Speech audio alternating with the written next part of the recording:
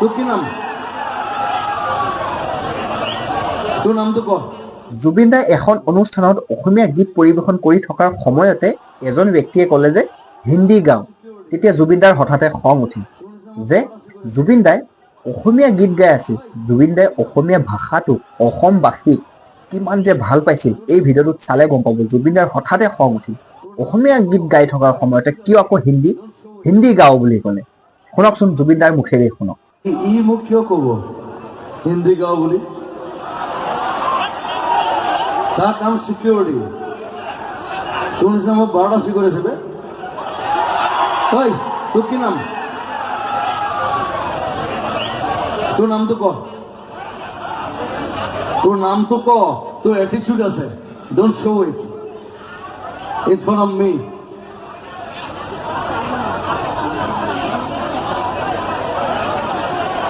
What did you say? Hindi gao. You cannot listen. You're the security person, right? No, he kobo nuara to kotha. Hindi gao. How can I say it? Grandpa.